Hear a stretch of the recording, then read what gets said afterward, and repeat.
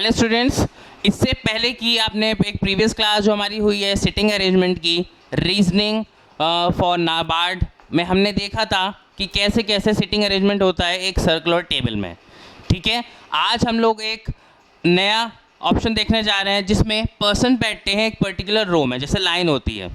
ठीक है, for example आप किसी स्कूल की असेंबली में गए, आप लोग सब इधर की साइड फेस करके खड़े होते हैं, ठीक है, या फिर नॉर्थ की साइड फेस करके खड़े होते हैं। तो वो आज हम लोग उसके कॉन्सेप्ट देखने वाले हैं कि कैसे कैसे हम लोग सिटिंग अरेंजमेंट में पर्सन्स को बैठाते हैं और कितनी डायरेक्शंस होती हैं।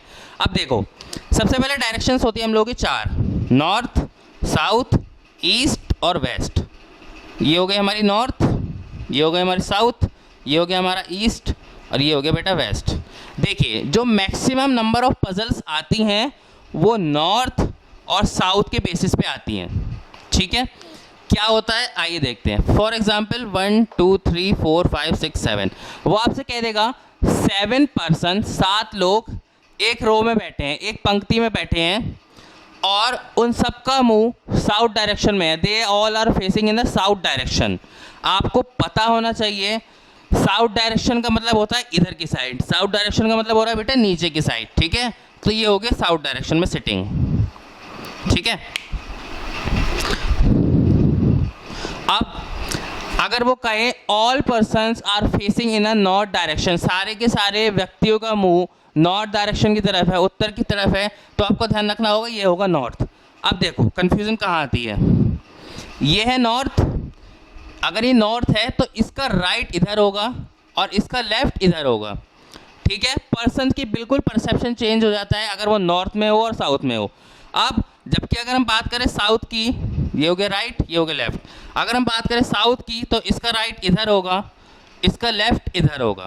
ठीक है, बिल्कुल वे ऑफ परसेप्शन बिल्कुल चेंज हो जाता है कि कैसे कैसे कोई व्यक्ति रो में बैठ रहा है। अब दो तरह के अरेंजमेंट होते हैं, या तो वो आपको बेटा दे देगा सिंगल रो, ठीक है, कि मैक्सिमम 8 या 9 पर्सन्स की आती है कि 8 persons are sitting in a row, all are facing in a north direction और all are facing in a south direction. ठीक है, अब इसमें एक ट्रिक भी होती है, जब आप लोग का मेंस का पेपर होता है या पीयू लेवल का पेपर होता है तो उसमें वो ये नहीं देता है, वो ये देता है 8 persons are sitting in a row, some are facing north, some are facing south. अब कर लो क्या करोगे। ठीक है, अब हमें वहाँ पे पॉसिबिलिटी का केस बनाना पड़ता है बेटा। कैसे बनाना पड़ता है,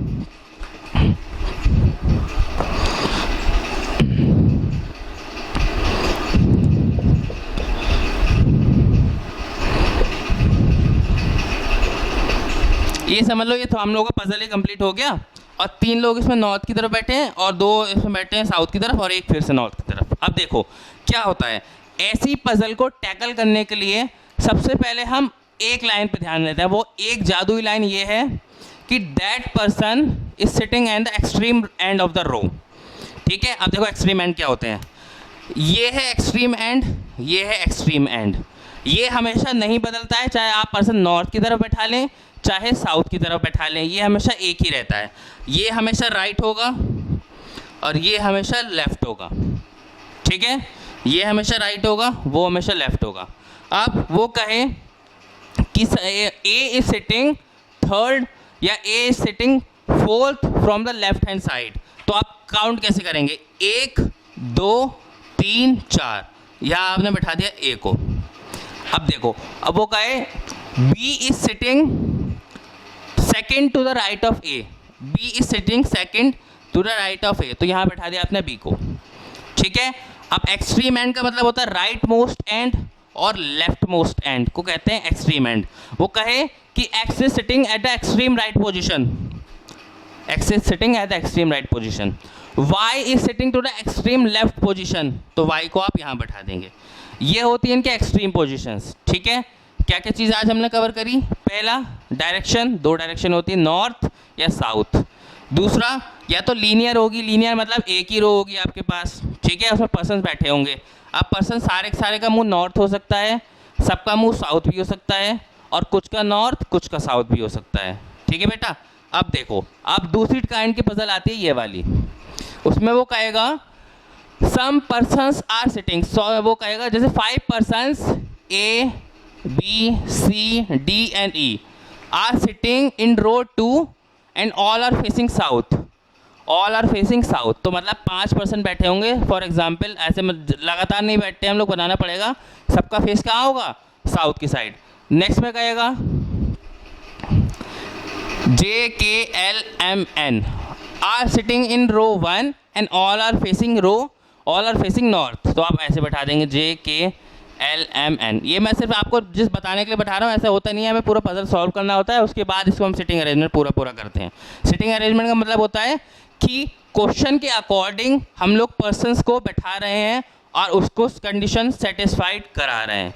ठीक है स्टूडेंट्स, अब बाकी का इसमें हम एक क्वेश्चन देखेंगे नेक्स्ट क्लास में, ताकि आप लोगों के सारे डाउट क्लियर हो जाएंगे।